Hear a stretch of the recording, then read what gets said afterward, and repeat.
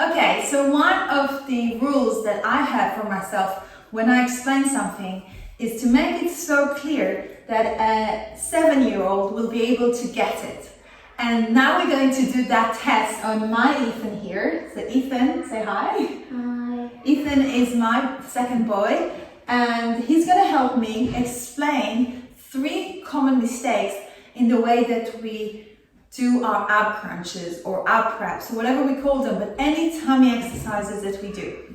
So I always talk about my abs methodology. So that's activation, breathing, and isolation. And those 3 principles are going to make you have the precision in place so you can really work your deep core muscles and improve the health of your back. And I'm going to teach that to Ethan today. So the first thing that I want to talk to with Ethan is the activation of his deep core muscles. Put your hands on your tummy and do it. Take a breath in. And as you breathe out, cough. Do you feel the tummy rising and falling underneath your hands? Well, yeah. So this is the coughing muscles. It's the deep abdominal muscle. Why is breathing has any connection to tummy work? Everything is connected to breathing, and this is the reason, because we really want to get into that deep abdominal muscles, which are breathing muscles. Functionally, that's what they're doing. They help us to breathe, all right? So next, I want to show you how to breathe correctly. So that's the second step of the abs methodology, breathing. So Ethan, inhale, take a breath in, and breathe out. Nice. And again, you can see, inhale, that his tummy is rising up, and exhale, his tummy is pulling in. So this is a natural inclination of our tummy. Sometimes we adopt a wrong breathing pattern, and we want to be aware of it. So I want you to check yourself. How are you breathing? All right. So it's an inhale, the tummy rises, and as you exhale, the tummy should fall, should pull in. Now let me show you the wrong breathing pattern. So yes, exactly. So inhale, do it wrongly. Exhale, push the tummy out. Yeah, can you see? So it's doming, and again, inhale, and exhale. Good, again, inhale, breathe into the ribs, the tummy pulls in.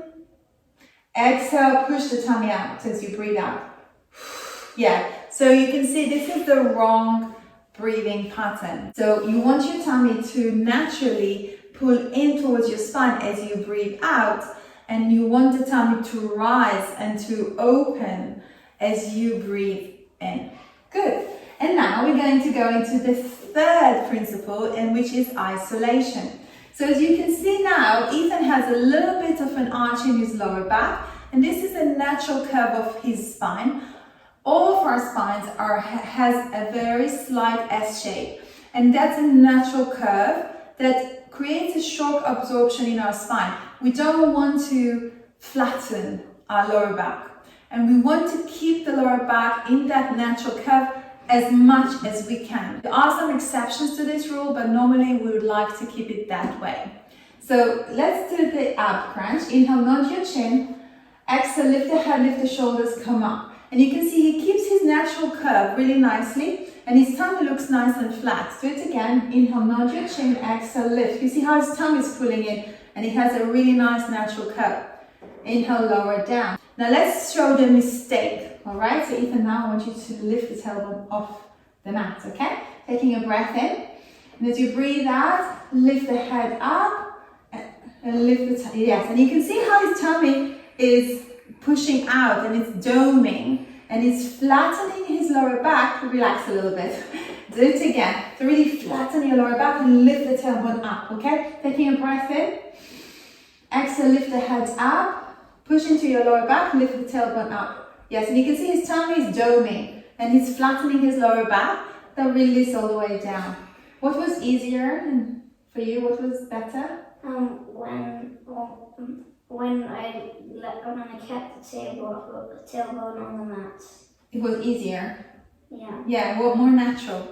You can see with your eyes the tummy is flatter, but also it's where your functionally working those deep abdominal muscles.